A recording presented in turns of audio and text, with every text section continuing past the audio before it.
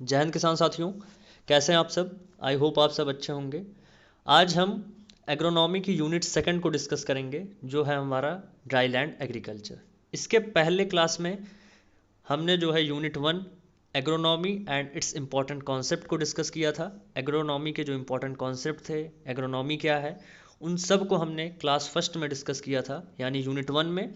आज हम unit second जो है डिस्कस करने वाले हैं एग्रोनॉमी की, और इस यूनिट सेकंड में आज हम बात करेंगे ड्राई लैंड एग्रीकल्चर के बारे में।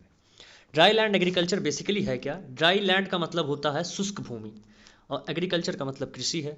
तो आज हम शुष्क भूमि कृषि को समझेंगे। सबसे पहले समझते हैं कि ड्राई लैंड एग्रीकल्चर होता क्या है, यानी शुष्क भूमि क्षेत्र क्या है या शुष्क भूमि कृषि क्या है। तो it refers to growing of crop entirely under rainfed condition. जब हम फसल को उगाते हैं पूर्ण रूप से वर्षा आधारित कंडीशन में, तो उसे हम ड्राई लैंड एग्रीकल्चर या शुष्क भूमि क्षेत्र कहते हैं। Is that clear? ठीक है, जब हम फसल को उगा रहे हैं किस और पूरी तरीके से हम किस पर डिपेंड हैं, तो वर्षा पर डिपेंड है, यानी रेनफॉल पर डिपेंड है, तो ऐसे कृषि को हम क्या कहते हैं? ड्राई लैंड एग्रीकल्चर कहते हैं। Is that clear? I hope समझ में आया होगा। नेक्स्ट पॉइंट है हमारा ड्राई लैंड एग्रीकल्चर यानी शुष्क भूमि क्षेत्र या शुष्क भूमि कृषि को क्लासिफाई किया गया है तीन ग्रुप्स में। ठीक है, on the basis of annual rainfall, यानी वार्षिक वर्षा के बिहाफ पे ड्राई लैंड एग्रीकल्चर को यानी शुष्क भूमि कृषि को तीन ग्रुप्स में डिवाइड किया गया है। Is that clear? सबसे पहला है हमारा ड्राई फार्मिंग, दूसरा है ड्राई लैंड फार्मिंग, और तीसरा है rainfed farming. Is that clear? So dry farming क्या है, ड्राई लैंड फार्मिंग क्या है, रेनफेड फार्मिंग क्या है, इसको हम नेक्स्ट स्लाइड में देखते हैं।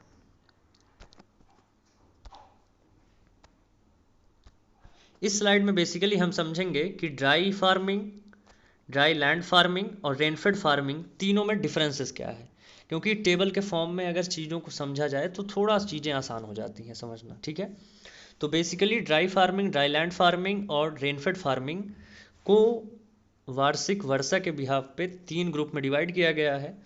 तो कुछ इंपॉर्टेंट यहाँ पे पार्टिकुलर्स लिखे हैं और उनमें क्या क्या डिफरेंसेस हैं तीनों फार्मिंग में वो समझते हैं। ठीक है, तो ड्राई फार्मिंग में जो एनुअल रेनफॉल आपको देखने को मिलती है यानी वार्षिक वर्षा, वो 750 से कम देखने को मिलती है।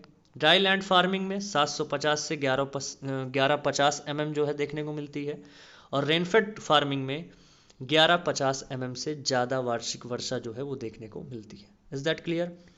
ड्राई फार्मिंग में क्या होता है, जो मॉइस्चर की अवेलेबिलिटी होती है वो एक्यूट शॉर्टेज होता है। एक्यूट का मतलब होता है रैपिड या फास्ट।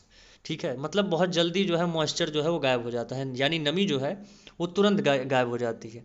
मतलब ड्राई जो हमारा क्षेत्र है या ड्राई फार्मिंग वाला जो एरिया है उसमें जो है बहुत जल्दी मॉइस्चर जो है वो गायब हो जाता है। ठीक है, तो एक्यूट शॉर्टेज देखने को मिलती है नमी की। Is that clear? Next dry land farming में, तो ड्राई लैंड जो एरिया है उसमें शॉर्टेज देखने को मिलती है लेकिन इतनी ज़्यादा रैपिड नहीं होती है। और रेनफेड फार्मिंग में जो है इनफ होता है, मतलब मॉइस्चर अवेलेबिलिटी आपको देखने को मिलेगी, यानी नमी जो है रेनफेड एरियाज़ में आपको नमी देखने को मिलेगी। Is that clear? Crop growing season की बात करें तो कौन सी हम फसल को, कितने दिन वाली फसल को हम जो है ड्राई फार्मिंग में लगा सकते हैं सो दैट कि उससे प्रोडक्शन हमारा हो जाए। ऐसी फसल को हम नहीं लगा सकते जिनका जो ड्यूरेशन है वो 120 या 200 दिन का है। तो ड्राई फार्मिंग में, ड्राई फार्मिंग का जो एरिया है उसमें आपको ऐसी फसलों को लगाना है जिनकी जो अवधि है वो 75 दिन से कम है, यानी 75 डे से कम है। मतलब 75 दिन या 75 दिन से कम में ही जो फसलें तैयार होती हैं उसको हम ड्राई फार्मिंग में उनकी ग्रोइंग करते हैं। Is that clear? Dry land farming में क्या करते हैं हम, 75 से 120 दिन की फसलों को आप लगा सकते हैं। रेनफेड फार्मिंग में 120 से ज़्यादा वाली फसलों को आप उगा सकते हैं। ठीक, ग्रोइंग रीजन की बात करें तो ड्राई फार्मिंग का जो ग्रोइंग रीजन है या उस पूरे एरिया को हम क्या कहते हैं, एरिड रीजन कहते हैं। एरिड का मतलब क्या है बेसिकली? एरिड का मतलब है जहाँ पर मॉइस्चर यानी नमी जो है वो ना के बराबर हो। ठीक, तो ऐसे एरिया को हम एरिड एरिया कहते हैं या एरिड रीजन कहते हैं। तो ड्राई फार्मिंग का जो एरिया है वो एरिड रीजन वाला क्षेत्र है। सेमी एरिड का मतलब है थोड़ा बहुत आपको नमी देखने को मिलेगी, और रेन ह्यूमिड का मतलब होता है मॉइस्चर, जहाँ पर आपको नमी देखने को मिले। Is that clear? नेक्स्ट है क्रॉपिंग सिस्टम। तो अगर ड्राई फार्मिंग आप कर रहे हैं, ठीक है, ड्राई फार्मिंग एरिया अगर है तो उसमें हम कौन सी क्रॉपिंग कर सकते हैं? तो ड्राई फार्मिंग में मोनोक्रॉपिंग आप कर सकते हैं, केवल एक ही फसल आप उगा सकते हैं। इंटर क्रॉपिंग आप जो है ड्राई फार्मिंग में नहीं कर सकते। ड्राई लैंड फार्मिंग में आप मोनोक्रॉपिंग कर सकते हैं, इंटर क्रॉपिंग कर सकते हैं, दोनों कर सकते हैं। रेनफेड फार्मिंग में तो मॉइस्चर की अवेलेबिलिटी की तो कोई दिक्कत है ही नहीं, मतलब पर्याप्त मात्रा में नमी आपको देखने को मिलेगी, तो इसमें आप इंटर क्रॉपिंग ईजिली कर सकते हैं। Is that clear? Next point है हमारा ड्राई स्पेल। ड्राई स्पेल का मतलब क्या है कि मतलब the time period of arid, the time period of मतलब कि ड्राई पीरियड ऑफ मतलब एकदम लीस्ट मॉइस्चर, ठीक। यानी ड्राई स्पेल का मतलब देखिए बेसिकली सिंपल शब्दों में समझिए, ड्राई का मतलब होता है सूखा, स्पेल का मतलब टाइम पीरियड। तो ड्राई का मतलब सूखा और स्पेल का मतलब टाइम पीरियड। जब टाइम पीरियड सूखा वाला जब टाइम पीरियड आए, मतलब कि जब पूरी तरीके से नमी गायब हो जाती है, तो सूखा वाला मतलब पानी कितना भी हो, क्योंकि भाई अब इसमें वर्षा आपको देखने को मिल रही है 750 से कम जो है एनुअल रेनफॉल देखने को मिल रही है, तो बहुत जल्दी आपका आ जाएगा ड्राई स्पेल, ठीक है। मतलब सूखा टाइम पीरियड जो आएगा वो बहुत जल्दी आ जाएगा। समझ रहे हैं ना मैं क्या समझाने की कोशिश कर रहा हूँ? कभी कभी कुछ वर्ड्स नहीं मिल पाते हैं, ठीक। तो ड्राई स्पेल का मतलब यह है कि ड्राई स्पेल बहुत जल्दी आ जाता है ड्राई फार्मिंग में, ठीक है। ड्राई लैंड फार्मिंग में लेस फ्रिक्वेंट है, बहुत जल्दी नहीं आता है, थोड़ा टाइम लगता है। और रेनफेड फार्मिंग में तो आता ही नहीं ड्राई स्पेल। क्रॉप फेलियर की बात करें तो ड्राई फार्मिंग में क्रॉप फेल होने के बहुत ज़्यादा चांसेस होते हैं, क्योंकि बहुत जल्दी इसमें ड्राई स्पेल अगर बहुत जल्दी आ जाएगा तो क्रॉप फेलियर का चांसेस बहुत ज़्यादा होगा, क्योंकि भाई सूखा हो जाएगा और अब फसल को हमारे पानी चाहिए, पानी बिल्कुल नमी जो है वो ना के बराबर है, मिट्टी में 1% भी जो है नमी नहीं है, तो बिना पानी के जो है फसल तैयार होगी। और इसके पहले क्लास में हमने बताया था कि जो मेन प्रिंसिपल है वेजिटेशन का वो हमारा वाटर है, तो वाटर एक इम्पॉर्टेंट रोल प्ले करता है, और पानी ही नहीं है तो कुछ नहीं होगा, ठीक है। और ड्राई लैंड फार्मिंग में बात करें तो जो क्रॉप फेलियर है वो लेस फ्रिक्वेंट है, मतलब जल्दी फेल नहीं होती है, कभी कभार देखने को मिल जाता है, वैसे ज़्यादातर ना के बराबर इसमें भी है। और इसमें कभी रेयर हो गया कि हो गया, नहीं तो इसमें तो बिल्कुल ही आपको देखने को नहीं मिलेगा, ठीक है। तो ये हमारे कुछ इंपॉर्टेंट पॉइंट्स हैं, और भी कुछ डिफरेंसेस हैं जो कि नेक्स्ट स्लाइड में है, तो देखते हैं। नेक्स्ट है हमारा इरोजन, ठीक है। तो ड्राई फार्मिंग में जो इरोजन आपको देखने को मिलेगा, क्योंकि यहाँ पर जो नमी है वो बिल्कुल ना के बराबर है, ठीक है। तो जहाँ पर जो है नमी अगर ना के बराबर होगी तो वहाँ पे मिट्टी समझ लो उसमें उसमें इरोजन होगा तो कैसा होगा भाई, मॉइस्चर 1% भी है नहीं, पानी एक बूंद भी नहीं है, तो क्या होगा उसमें विंड इरोजन होगा, ठीक है।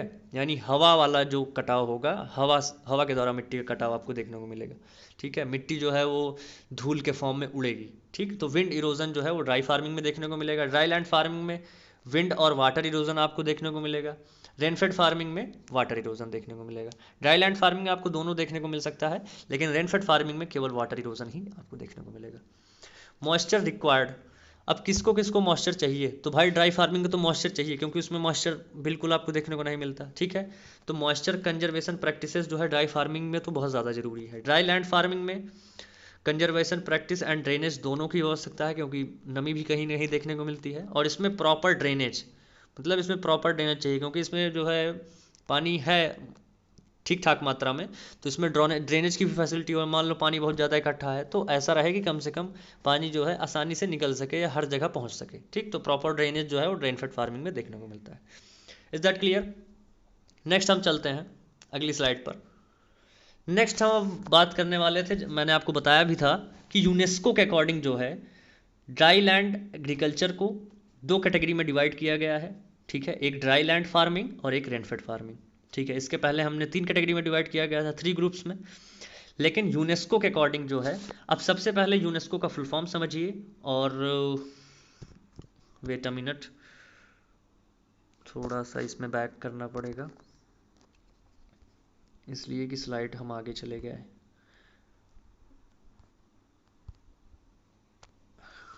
यूनेस्को हम देख रहे हैं, ठीक। अब यूनेस्को क्या है ये सबसे पहले समझते हैं, इसका फुल फॉर्म क्या है। तो यूनेस्को का जो फुल फॉर्म है आप नोट करिए, United Nation educational scientific and cultural organisation, ये इसका फुल फॉर्म है। और यूनेस्को बेसिकली जो है एक स्पेशलाइज्ड एजेंसी है यूनाइटेड नेशन की, जो बेसिकली फोकस करती है शांति, focused on building peace through international cooperation in education, science and culture. ठीक है, सो दैट यूनेस्को का बेसिकली, देखिए मैं आपको सिंपल शब्दों में समझाता हूँ। यूनेस्को का बेसिकली काम होता है कि शांति प्रोवाइड करना, यानी पीस बिल्ड करना, चाहे वो एजुकेशनल सेंटर हो, साइंटिफिक सेंटर हो, ठीक है, साइंटिफिक जो अप्रोचेस हो उसमें, या कोई कल्चरल है, ठीक है, तो या कोऑपरेटिव सोसाइटी। तो जितने भी हमारे जो मेन आप कह सकते हैं कि पूरे संसार के जो अर्थव्यवस्था के जो मेन हब्स हैं, ठीक है, जैसे आपका एजुकेशन हो गया, साइंस हो गया एंड कल्चर हो गया, तो उन सब में जो है शांति को प्रोवाइड करना, शांति पर फोकस करना, कि किसी भी तरीके का जो है डिफरेंसेस आपको देखने को ना मिले, वेरिएशंस देखने को ना मिले, हर जगह जो एक जगह है वही हर जगह एप्लीकेबल हो। तो यूनेस्को का बेसिकली यही काम होता है। Is that clear? तो यूनेस्को का जो फुल फॉर्म है United Nation educational, scientific and cultural organisation. ये एक स्पेशलाइज्ड एजेंसी है यूनाइटेड नेशन की, which is focused on building peace through international cooperation in education, science and culture. Is that clear? इसके according, UNESCO के according dry land agriculture को या dry farming को जो है दो कैटेगरी में डिवाइड किया गया है, ड्राई लैंड फार्मिंग और रेनफेड फार्मिंग। अब ड्राई लैंड फार्मिंग क्या है और रेनफेड फार्मिंग क्या है, इसको समझते हैं। ड्राई लैंड फार्मिंग में जो एनुअल रेनफॉल आपको देखने को मिलती है वो लेस देन 800 मिलीमीटर, और रेनफेड फार्मिंग में 800 मिलीमीटर से ज़्यादा। इस पे मॉइस्चर अवेलेबिलिटी की बात करें तो शॉर्टेज होगा, ठीक है, मतलब मॉइस्चर कम होगा, और इसमें जो होगा नमी जो है वो इनफ होगी, अच्छी खासी मात्रा में होगी। कौन सी फसल आप लगा सकते हैं, कितने दिन की अवधि वाली आप फसल इसमें लगा सकते हैं, तो लेस देन 200 डेज, और इसमें 200 डेज से ज़्यादा वाली भी आप फसल लगा सकते हैं।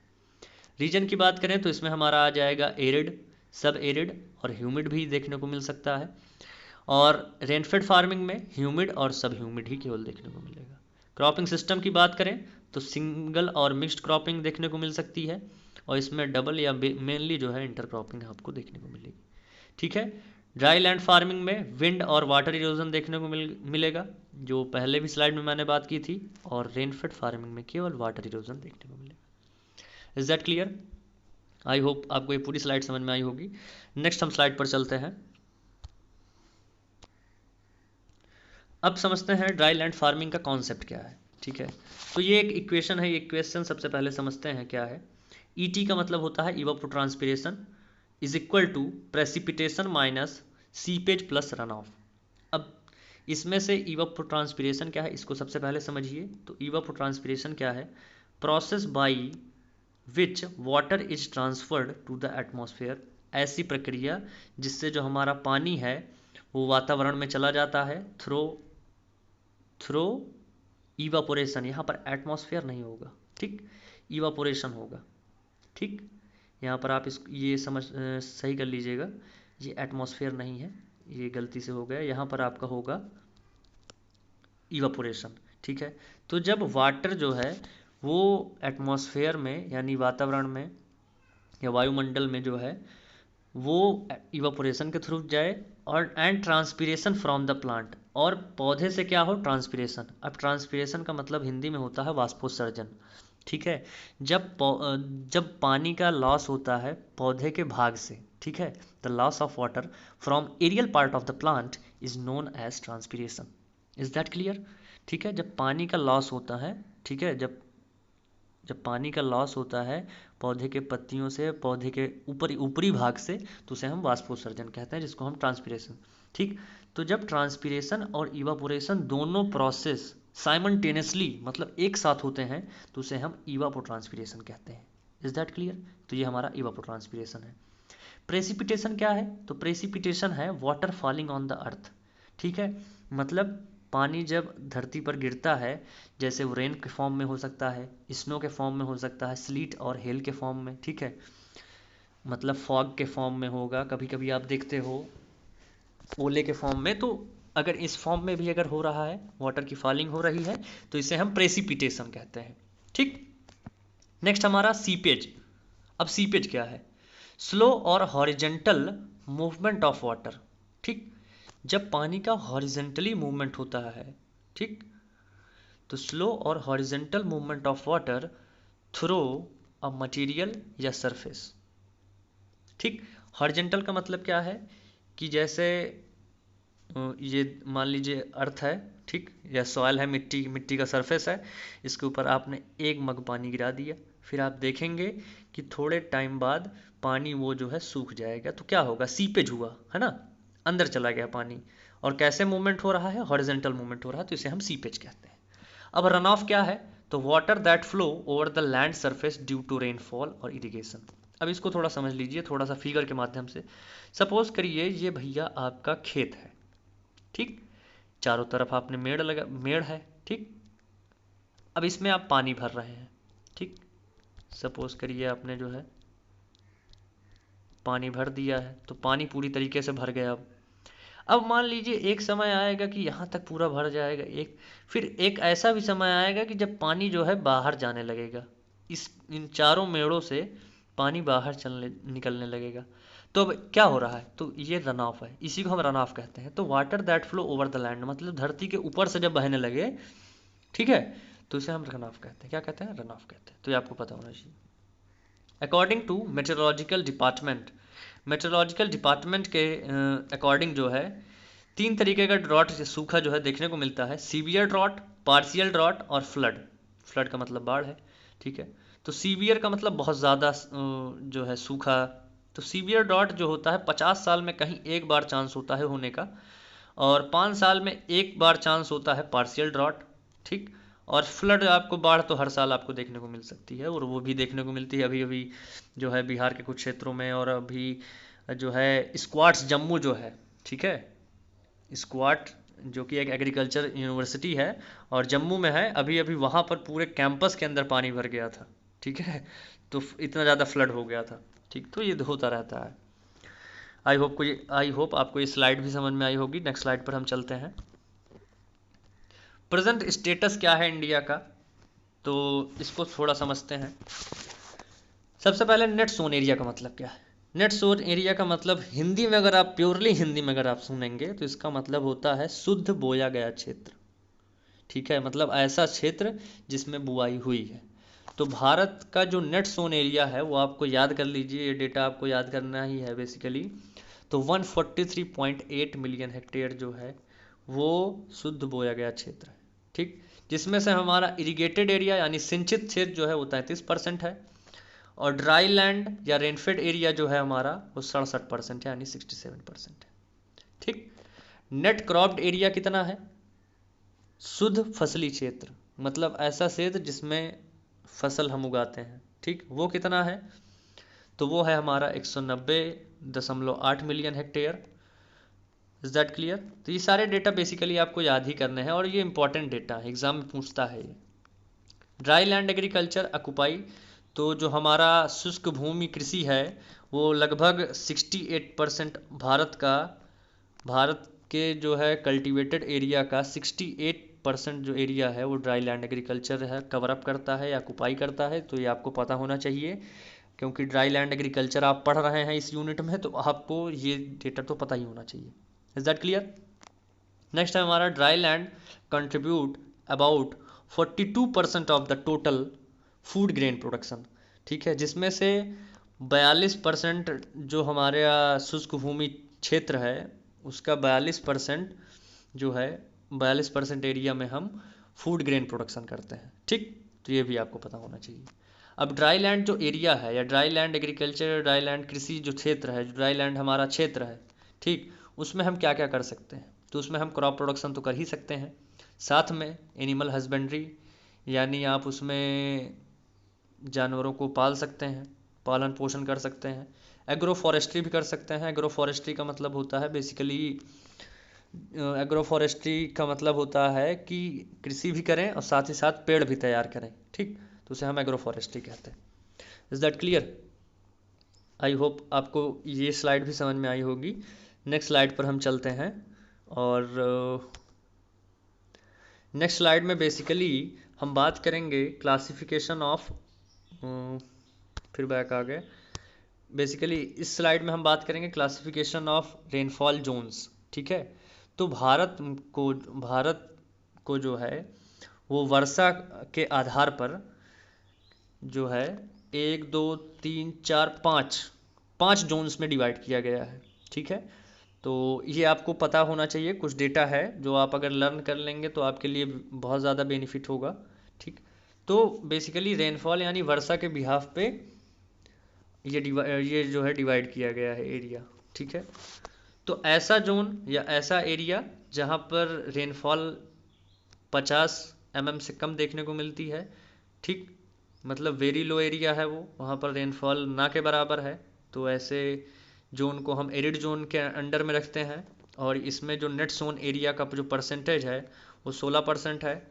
और लो की बात जब करेंगे तो 50 से 750 mm के बीच में अगर रेनफॉल हो रही, वर्षा हो रही है, तो ये लो की कैटेगरी में रखा जाएगा। और इसमें जो हमारा जोन आएगा वो सेमी एरिड जोन आएगा। क्वेश्चन इससे पूछ सकता है कि अगर 500 से 750 mm के बीच में है तो वो कौन सा जोन होगा, तो सेमी एरिड जोन होगा। और नेट सोन एरिया कितना होगा, तो 17% होगा, ठीक है। मीडियम की बात करें तो 750 से 1100 mm है, ठीक है। तो ये आपका कौन सा जोन होगा, तो ये हमारा ड्राई सब ह्यूमिड जोन होगा, 35% एरिया में देखने को मिलेगा, ठीक। और अगर 1100 से 1400 mm अगर वर्षा देखने को मिल रही है तो ये हाई के कैटेगरी में आएगा। और इसका जो जोन होगा वो मॉइस्ट सब ह्यूमिड होगा। और 24% एरिया जो होगा वो देखने को मिलेगा, ठीक है। नेट सोन एरिया जो होगा वो 24% होगा। यानी सबसे ज़्यादा अगर कोई एरिया कवर अप करेगा तो वो मीडियम रेनफॉल, ठीक, जिसमें 750 से 1100 mm जो है रेनफॉल देखने को मिलती है। और ये बेसिकली आता है किसमें, ड्राई लैंड फार्मिंग में, ठीक। तो 35% एरिया यही कवर अप करेगा। और वेरी हाई की बात करें, जहाँ बहुत ज़्यादा बारिश देखने को मिलती है, तो केवल हमारा 8% एरिया है, जिसका जो जोन होगा वो ह्यूमिड जोन होगा, ठीक। तो ये डेटा बेसिकली याद करने वाला डेटा है, ये इसमें समझाना कुछ नहीं है, इसमें सब आपको समझ में आ रहा होगा। जो समझाने का डेटा था मैंने आपको बता दिया है, ये बेसिकली आपको लर्न करना है, तो यू हैव टू लर्न, ठीक है। You have to learn this, is that clear, आपको ये याद करना है।